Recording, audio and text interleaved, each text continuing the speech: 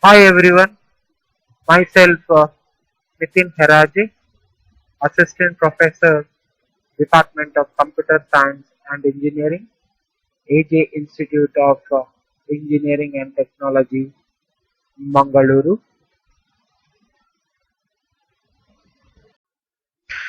In this video, I'll be discussing about Module 4, that is 3D weaving, and in the next video, I'll be discussing about visible surface detection.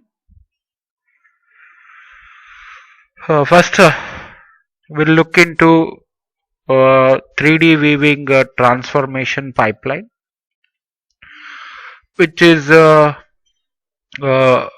almost the same as that of uh, the 2D weaving pipeline. Uh, First, let us look at this. So first we are having the modeling coordinates where actually the object is constructed. So that is the modeling coordinates. And the next is you supposed to construct a world coordinate scene from modeling coordinate transformation.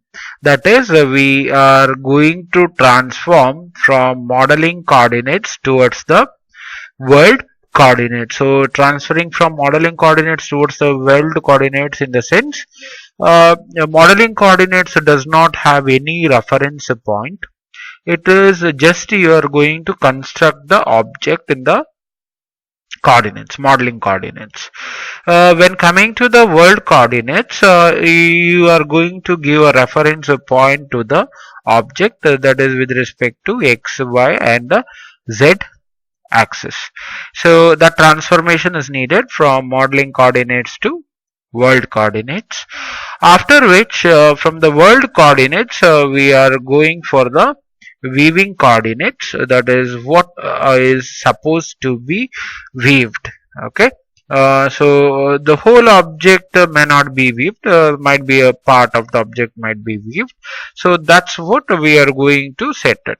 So from world coordinates, going to set the weaving coordinates, from where you have the projection transformation, that is projection coordinates.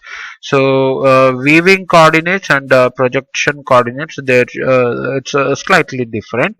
Okay.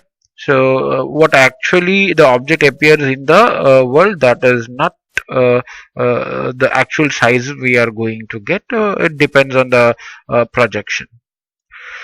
So after which, you are going to transfer the projection coordinates towards the normalized coordinates. Usually normalized coordinates will be between -1 to +1, or it might be uh, mm, from 0 to 1. So it depends on that. Okay. You need to have uh, this projection coordinates will be transferred to normalized coordinates, after which this normalized coordinates need to be mapped to the device coordinates. Okay. So the device coordinates, again, it is nothing but the weaving window, which is there in the device. So that need to be mapped from normalized coordinates towards the device coordinates. All right. So this is about 3D weaving transformation pipeline. So how you transform from modeling coordinates towards the device coordinates, where actually we weave the object. So the first step is need to transfer from modeling coordinates towards the world coordinates. So modeling coordinates need to be transformed towards the world coordinates or mapped to the world coordinates, and from world coordinates you need to transform towards the weaving coordinates, and weaving coordinates nothing but the projection. Okay, so from the projection coordinates or the weaving coordinates you need to transform it towards the normalized coordinates where everything is in terms between 0 and 1, and from normal coordinates it need to be mapped towards the device coordinates where actually you have the weaving window and where the object will be seen. Okay, so the normalized coordinates need to be mapped towards the device coordinates. This is what exactly happening in the 3D weaving transformation pipeline, and with respect to exam point of view, this concept is quite important.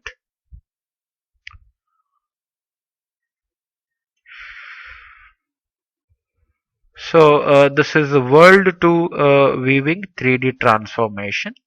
As you look here, we have X, Y, and Z axis, which is in the world coordinate. Okay, and if you look at this, this is the view coordinate. Here also you have X, Y, and Z coordinate, and this P naught is the weaving point. All right, this is the weave up vector, and N is where you're going to weave. Okay, and then you have another vector U. All right, so let's see this N is the weaving direction. So the weaver or the camera or the eye will be placed somewhere here. Okay, and will be looking at the point P naught. So from this direction you will be looking towards this P naught. All right, that is weaving direction, and you will get a weaving plane, that is u minus v. So this is in your weaving plane, and v is the weave up vector. Okay, then u is represented with respect to x, y, and z axis, and v is represented, v is also a vector which is represented with respect to x, y, and z. N is also a vector represented with respect to n, x, y, z, and p naught is the coordinate which is x naught, y naught, and z naught. Okay. Uh, this matrix will give you world to weaving transformation.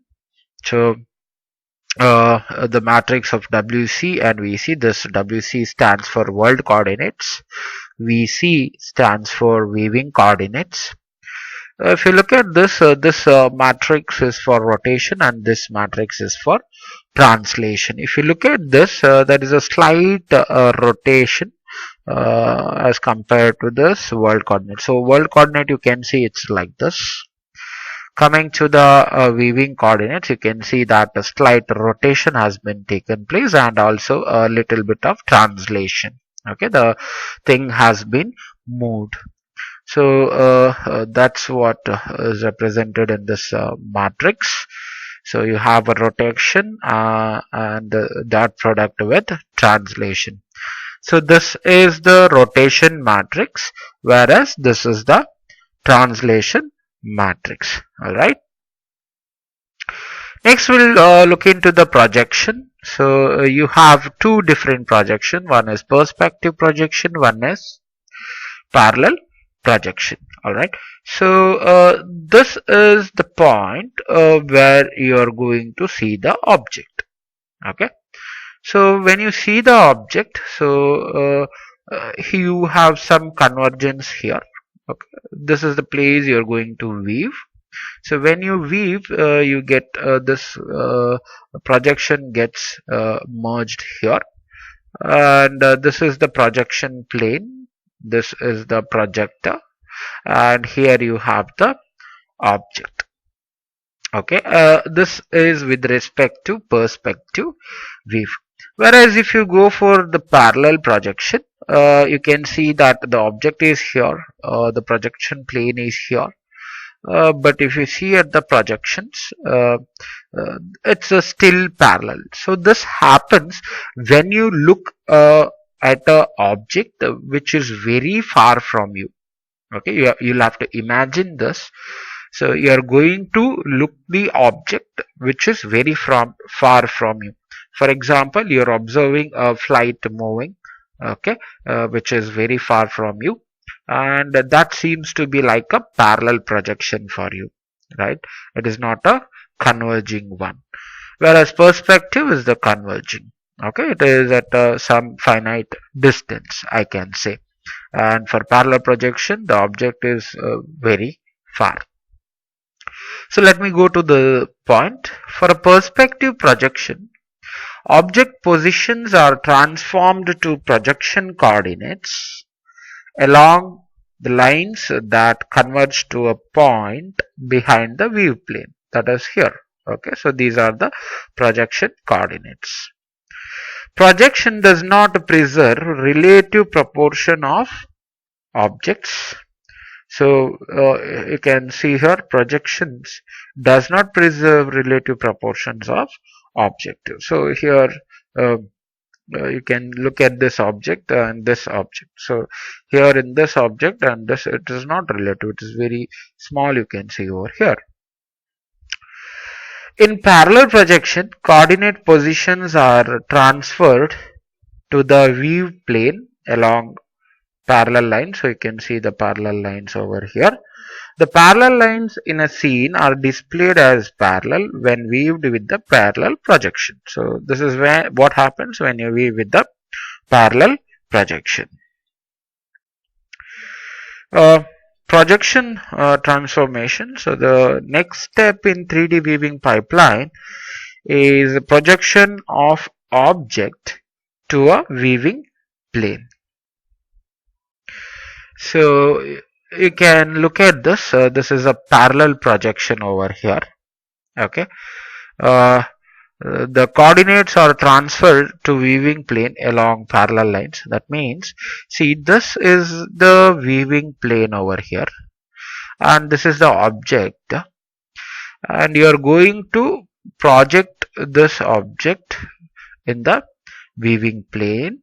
Okay, and the coordinates are transferred in the viewing plane along parallel lines. So you can observe this dotted lines over here. So these are parallel lines, both are parallel lines. So this object is transferred to the viewing plane. Okay, it is a relative object, you can find it here when it is a parallel projection. It preserves the relative size of objects portion. So you can see here, this is a relative size. For example, the flight also, what you are observing. Okay, so it is very far, and that's a relative size based on the distance. So when it comes near, it appears bigger and bigger. So if you look, there is a slight reduction in the size, but it is a relative size of the object.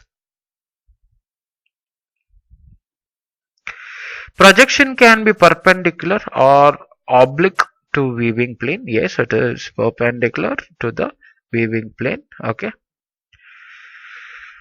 Next is that the perspective projection. In the perspective projection, the lines converge in a point behind the viewing plane. So if this is the viewing plane, and this is the point behind the viewing plane, which is going to converge here.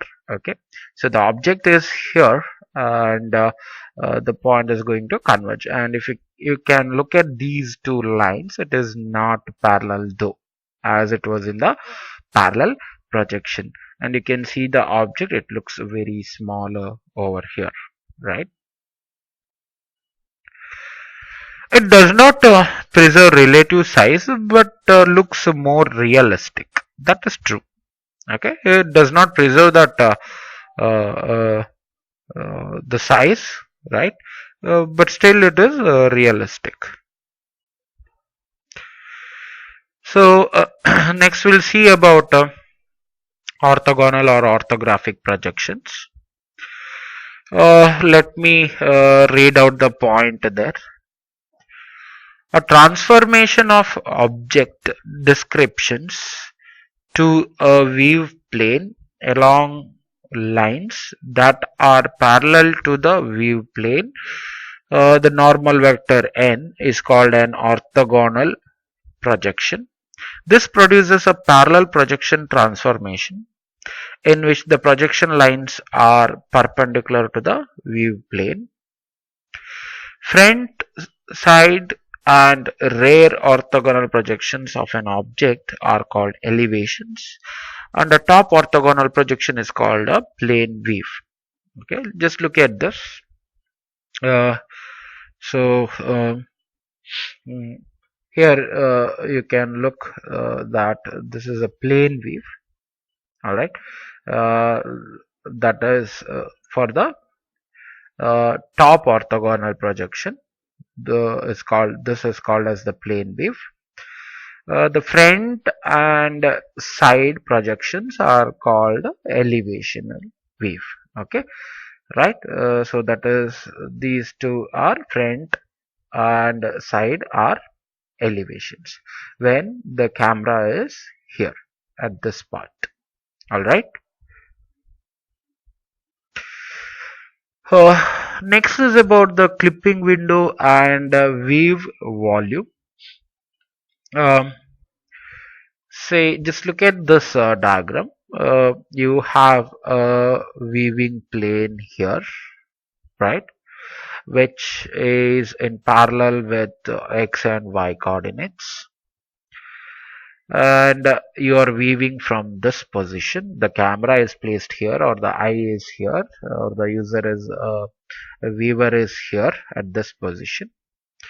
So this is the weaving plane. I can call it as a monitor, and this is the clipping window. This clipping window is what actually shows you the object. Okay, so the object inside this clipping window is only visible. All right, and you can look at this bar, rectangular bar over here. Here, this position, okay, from this to this, it's a rectangular bar. This point is noted as a near clipping plane. Okay, it's a near clipping plane, and this point, it is a far clipping plane. Okay, and you can see here orthogonal projection view volume. So from this point to this point, it is a orthogonal projection wave volume. So this bar gives you the orthogonal projection wave volume. The near and far planes allow us to exclude objects that are in front or behind the part of the scene that we want to display. Say, for example, imagine that you are inside the class, okay, or the lecturer inside standing in front of the class and weaving at the students. Okay, so there are desks and benches, say first row, second row, third row, fourth row. Say, for example, the lecturer is weaving from the second row towards the last row. Okay, so his near clipping plane will be from the second row. Let me take the not last row, last but one row. So he's weaving from second row towards the last but one row. Okay, so the second row will be the near clipping plane for him, and the last but one row will be the far clipping plane. Okay, so what are the scenes excluded here is, what are the objects excluded here is the students and the objects that are there in the first row, and the students and the objects that are there in the last row will not be visible. They are not in the range. Okay, so the orthogonal projection view volume is from second bench towards the last but one bench. All right. Uh, Hope you could imagine this and you got this. Okay. It's important. Please understand and make sure what it is. So for three-dimensional weaving, the clipping window is positioned on the weave plane with its edges parallel to the X weave and Y weave axis. So if you can just look at this, this is the clipping window positioned on the weaving plane. You can look at these edges. So this edge, one edge, side edge is parallel to the Y weave, and this edge, okay, the bottom edge is parallel to the X weave. The edges of the clipping window specify XY limits, which are used to form the top, bottom, and two sides of the clipping region called the orthogonal projection weave volume. That means you can weave, see your X is limited towards this, right? So from this point towards this point you can weave the X. So this becomes X min, this becomes X max, whereas this becomes the Y min and this becomes the Y max. So this point is X min and Y min, and this point becomes X max and Y max. So you can view only the objects within this range. Okay, and it is called as orthogonal projection weave volume. All right. Next, normalizing this orthogonal projection. So we all know that normalizing, I had already told you that normalizing is anything between -1 to 1, or some cases it will be between 0 and 1. Okay, so we have this orthogonal projection weave volume over here. This gives you X min, Y min, and Z near. Okay, I can call this as Z min if you want, but it is not correct. And here it is X max, Y max, and Z far. Okay, ZW far. So this W stands for world coordinates. Okay, so this is the 2 points you are going to have here. Now we need to display coordinate system. Here it's usually the left-handed. So that means this is the thumb, which is a Z weave, which says that your weaver is at this direction. Okay, and this will be the middle finger, and this will be the index finger. Okay, so it's using left-handed property. Now this, if you look at this, it's the normalized weave volume, which is here. If you can see, this is from -1 to +1. So this minimum value is -1, -1, -1 for X, Y, and Z axis respectively, and this point is +1, +1, +1. This is for X, Y, and Z axis again. Okay, so you weave this coordinates. So you have Y here, X here, but Z is pointing towards the other way. All right, so these are the normalized coordinates. This is the matrix form for orthogonal to normalized projection. Okay, so you can look the elements that are there in the matrix, which is for orthogonal and normalized projection. Okay, so how we got this, we have already discussed in the module 3. How we got the different elements over here. So the same relatives will be there. So the complete transformation from the world coordinated to the normalized orthogonal projection coordinates is obtained by getting the dot product of two matrices. That is, one matrix is that orthogonal and normalized matrix, and one more is the matrix of world coordinate and wave coordinates. Okay, kindly note down all the matrices that are there, so that by computing the dot product of these two matrices, we get the complete transformation from world coordinate to normalized orthogonal projection. Okay, so just remember all the matrix forms whichever has been given till now. Okay, the next is that oblique parallel projection. You can just have a look at this. So projection is defined by a weaving vector Vp. Here the projection lines are parallel to vector P. So you can see this is the projection lines over here. So this projection line is parallel to the vector Vp.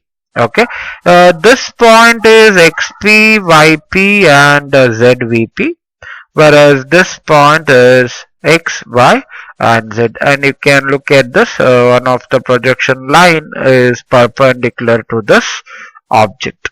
Okay, this is the weaving plane that we have it here. Alright, so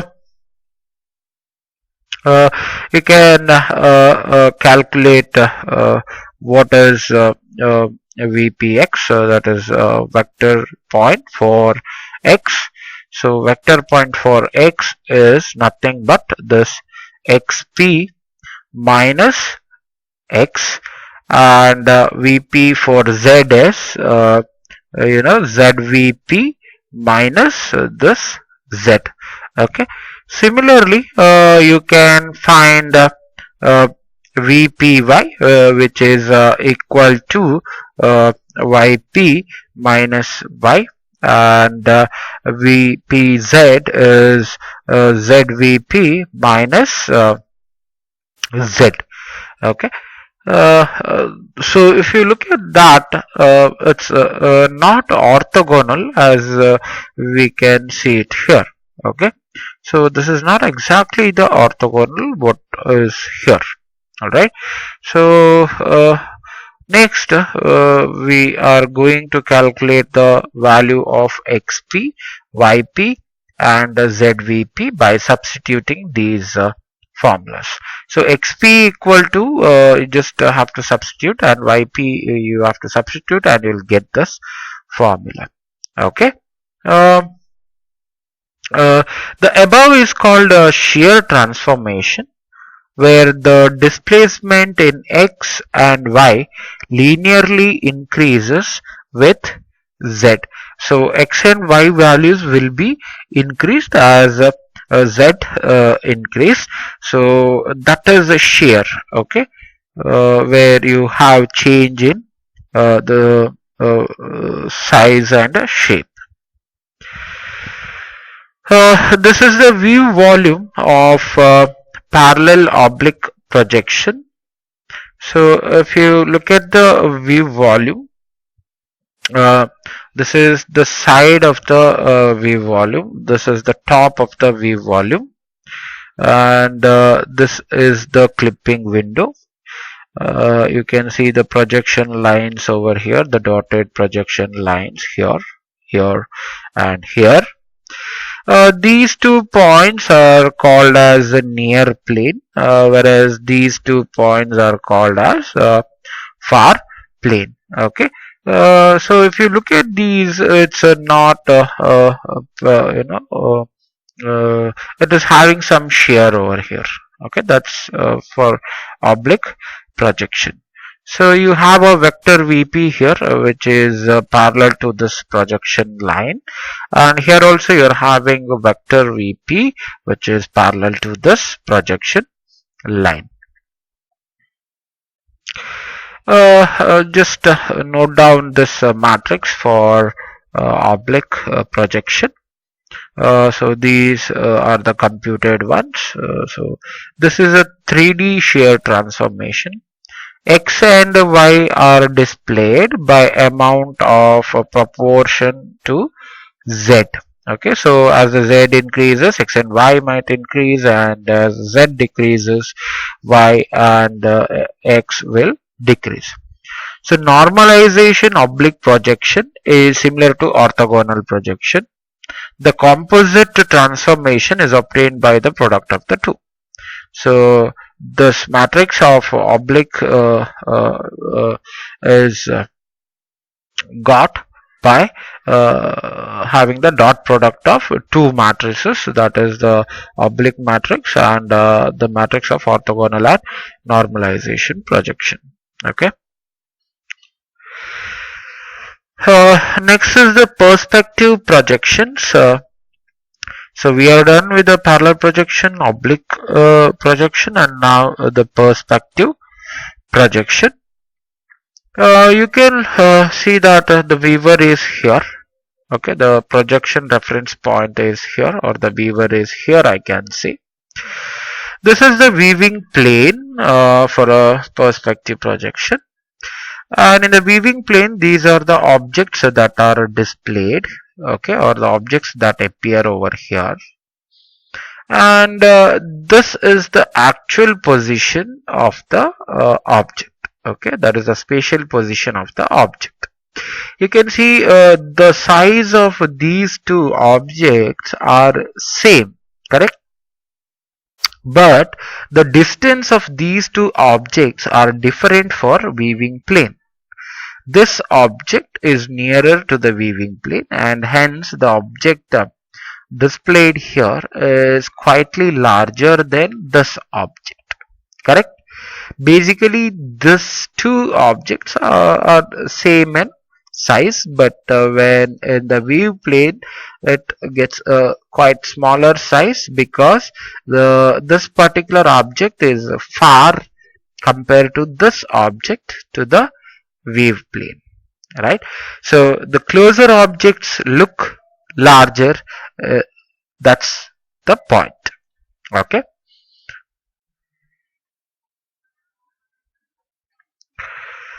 So look at this. We have a point P with the axis X, Y, and Z point, which is in a spatial position. This is the weave plane. Okay, this is the weave plane.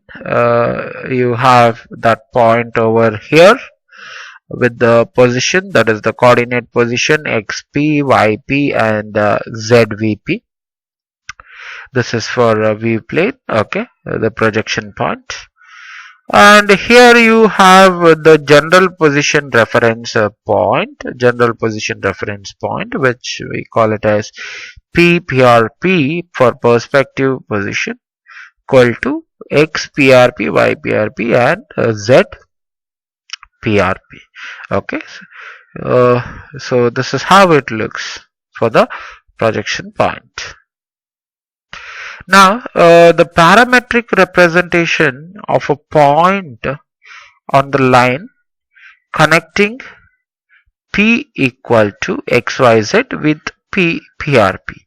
That is, here you can see that this point is connecting with this line towards this point. Okay.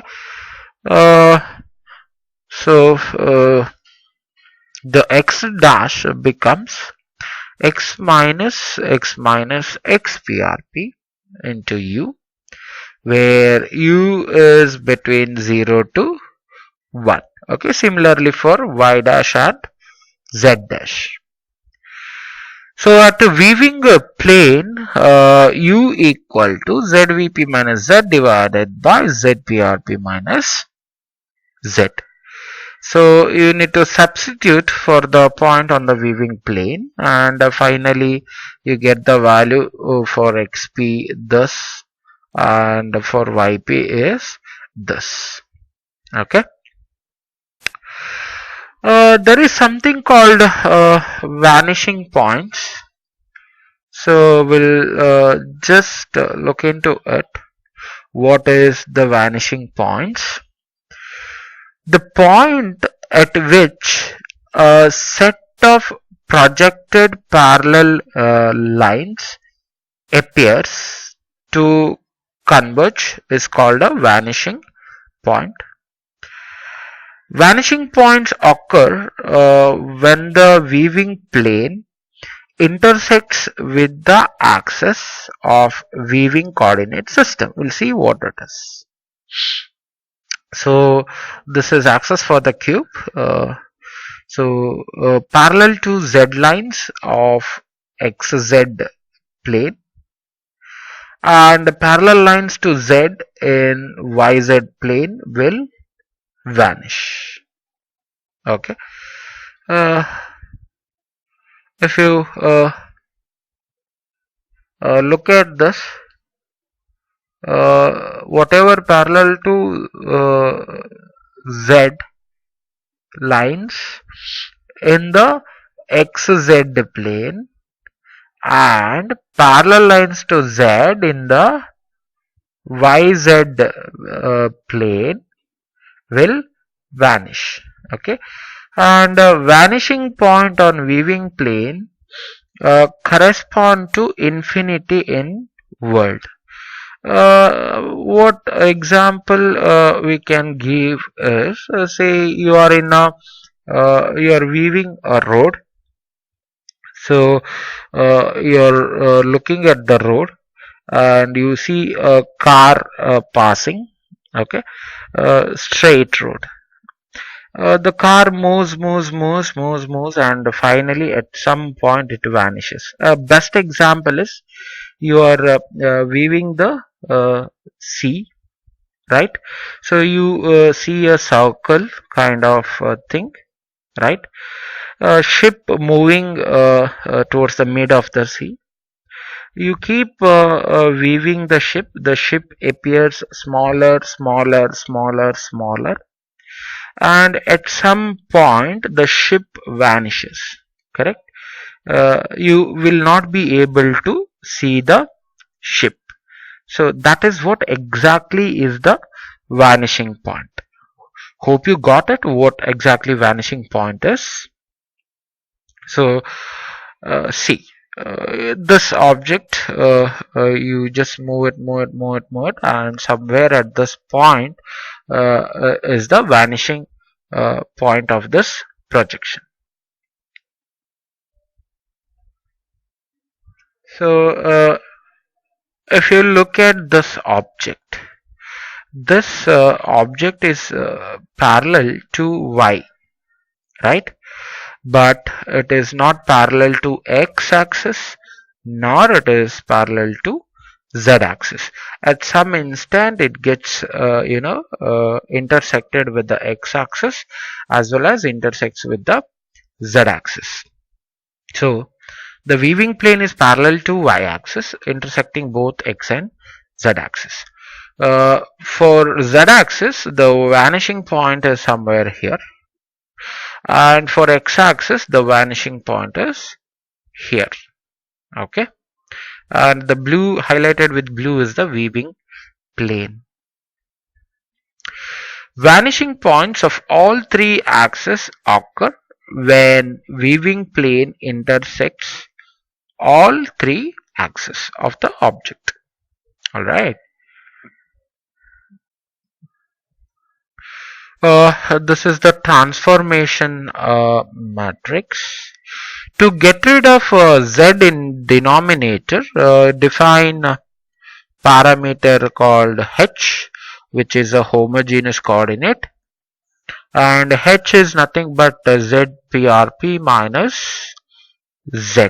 Okay, so along with the three coordinates x, y, z, now we'll have one more additional, that is the homogeneous coordinates, that is over here. Okay, along with the x, y, z, one more additional coordinate, that is homogeneous coordinates. Here this is how you are going to calculate xp, yp.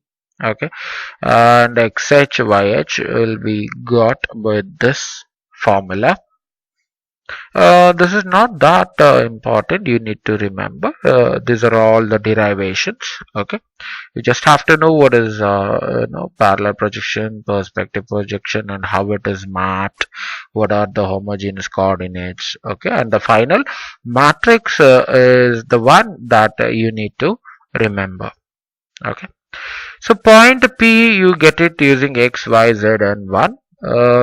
Then you have pH, which is x, y, z, h, and h, that's the homogeneous coordinate.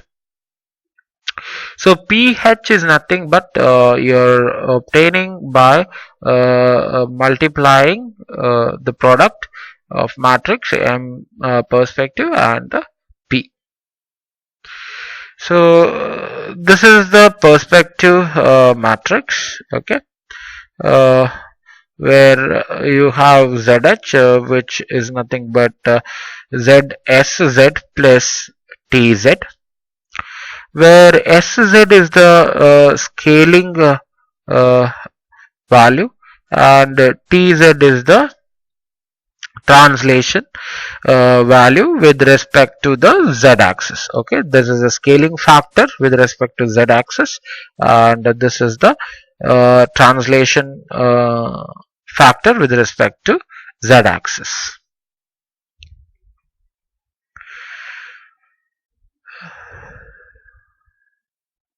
Okay, just go through this.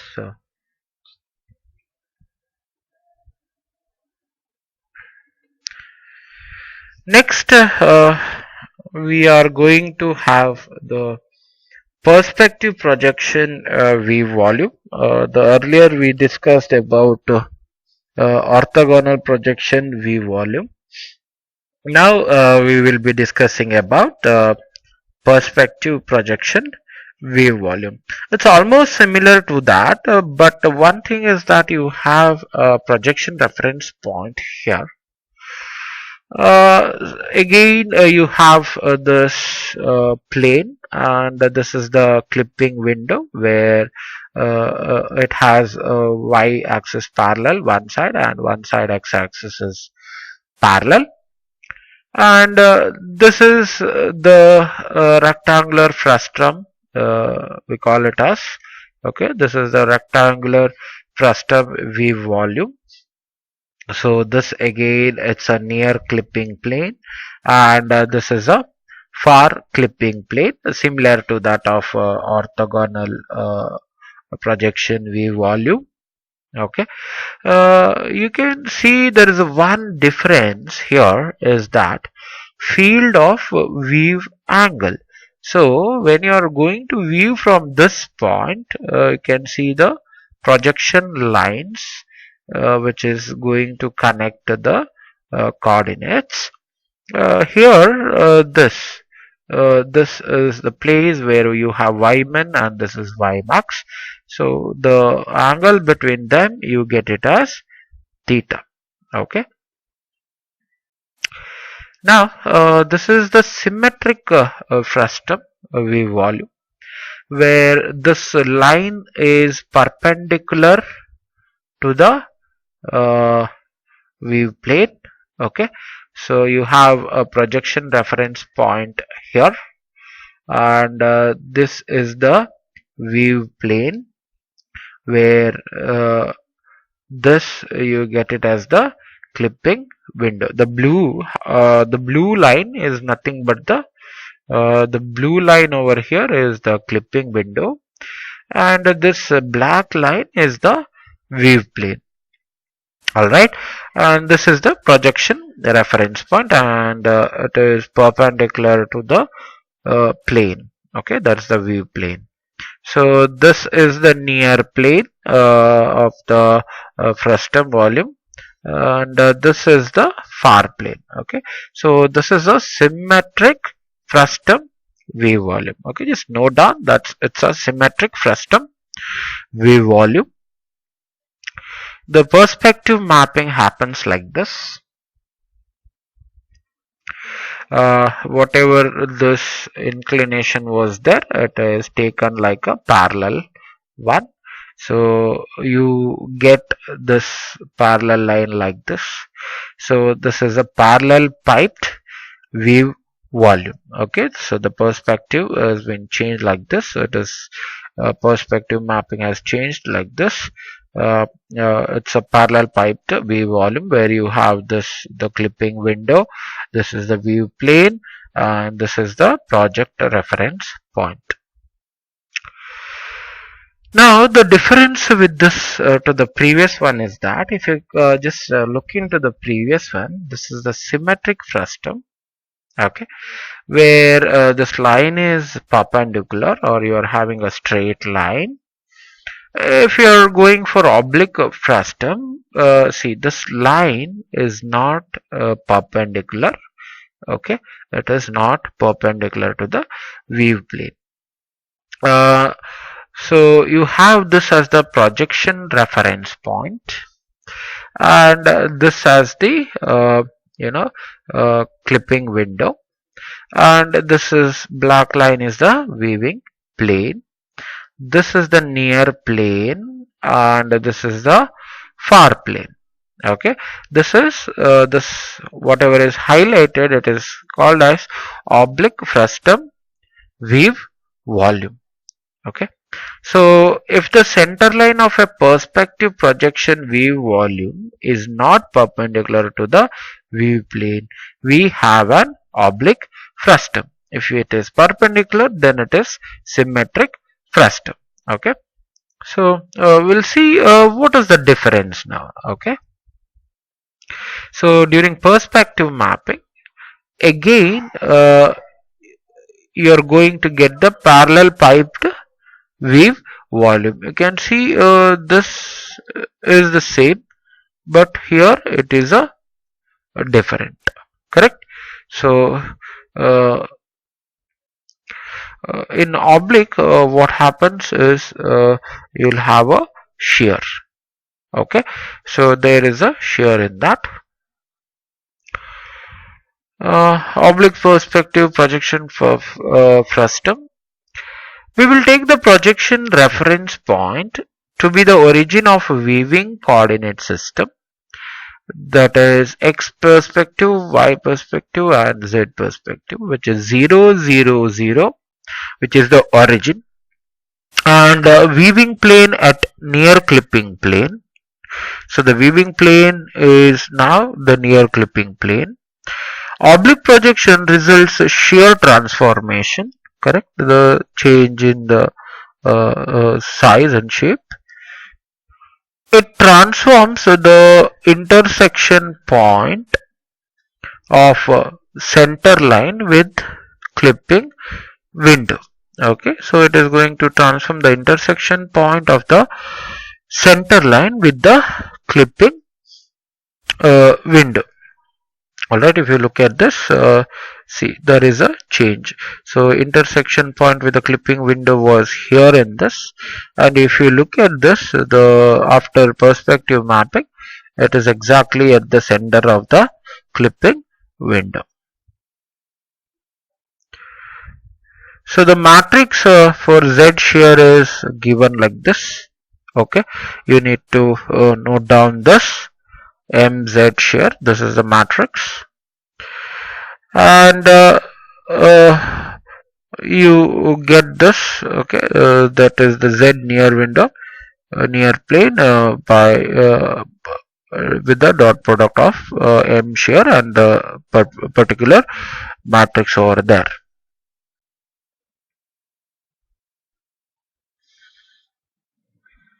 So you have shear with respect to Zx like this, and the shear factor with respect to Zy this.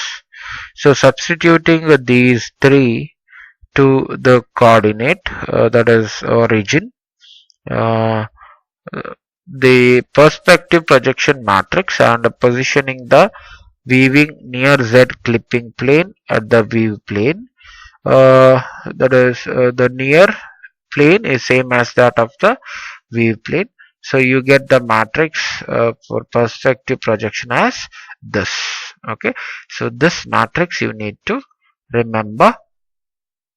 So the Z coordinate scaling factor, that is SZ, and the translation TZ will be determined by the normalization requirements. Okay. So here is that you get the complete oblique perspective projection, which is obtained by concatenating the perspective and the shear matrices. So by the perspective, by having the dot product of perspective and shear matrix, we get the oblique perspective matrix. Okay, which is given here. So this is important. You need to note down this and remember the oblique perspective matrix. For symmetric weaving volume, so XW min is equal to minus XW max, and YW min is equal to minus YW max. So by simplifying that, we get this as the symmetric perspective matrix by multiplying MZ shear and the perspective matrix. So this is what you are going to get by simplifying XW min to XW max. So this term becomes 0, even this term becomes 0. So that's how you get this matrix. Even this matrix is important, so you need to remember oblique perspective matrix, that is these, and symmetric perspective matrix, that is this. Two need to be remembered. Okay, so which is required for the exam point of weave. All right, so we'll proceed next. So this is the normalized perspective projection. The normalization is obtained by multiplying with the standard scaling matrix. So the normalized perspective projection is obtained by getting the dot product of the scaling matrix and the oblique perspective matrix. So this is that matrix you are going to get, which is a normalized perspective matrix. Then you know that there is a homogeneous coordinates are obtained like this. So you have it for the normalized perspective matrix. Next is these are the projection coordinates xp, yp, and zp. So you have these terms. Then the normalization transform to result as see, these are all minus ones and these are all plus ones. So you need to map these and substitute in the above equation. So here whatever equations you have, you need to substitute it and get the value of Sx, Sy, Sz and Tz, that is scaling and translation matrices with respect to x, y, and z axis. So after that you need to go for a back substitution in the normalized perspective transformation. So you will get this normalized perspective transformation over here. So these are the values that you have in the matrix of a normalized perspective. Okay, and this is again an important matrix that you should note down. All right, so please note down this matrix too. Next is the 3D viewport transformation. So the normalized wave volume cube extending from -1 to +1 is mapped to a screen viewport. Correct. So now we have come from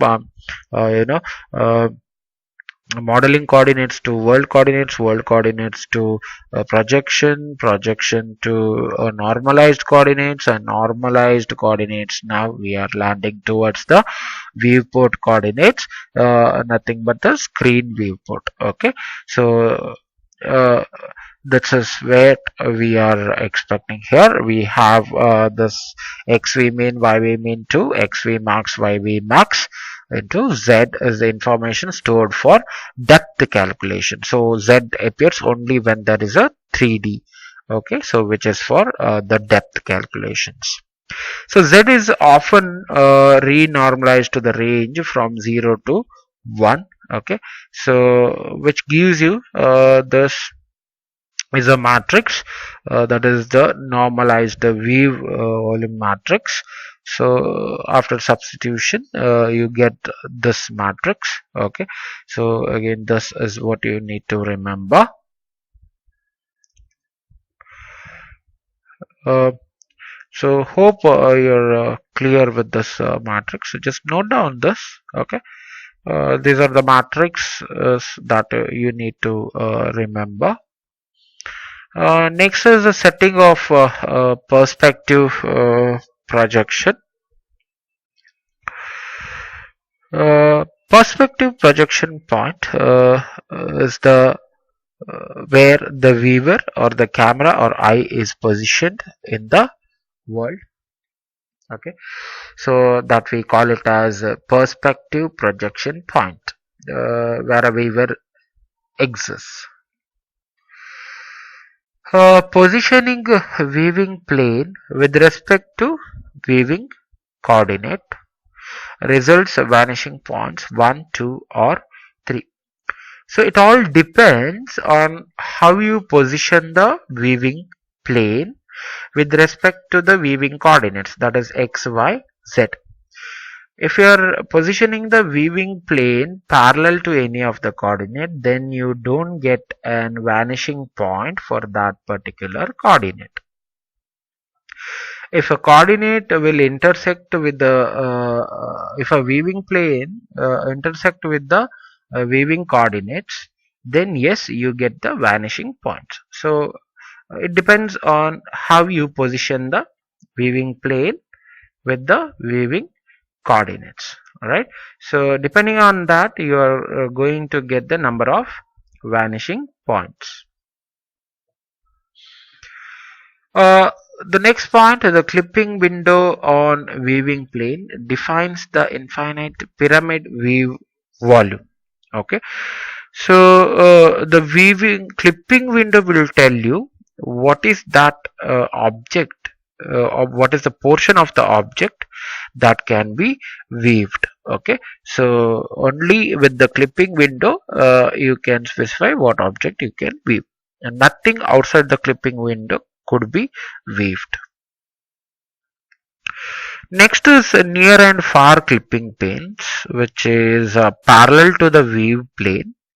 It defines the rectangular frustum weave volume. That means, so whatever is in front of near will not be visible, or whatever is behind far will not be visible, and this clipping planes becomes parallel to the weave plane, and we call this as the rectangle frustum weave volume. So the scale and translation parameters of perspective matrix define the normalization range. Okay, so this gives you the range of normalization, that is scale and translation parameters. Okay, hope you are clear with what is parallel projection, what is perspective projection, and what is oblique projections, right? Please remember some of the final matrix, that is the final product or the final matrix representation of a perspective projection, or it might be a parallel projection, or it is a oblique projection, okay, which is quite important. Out of these, perspective projection and parallel projection is quite important, so concentrate more on that. Okay, I hope whatever has been done till now, it's quite clear for you all guys.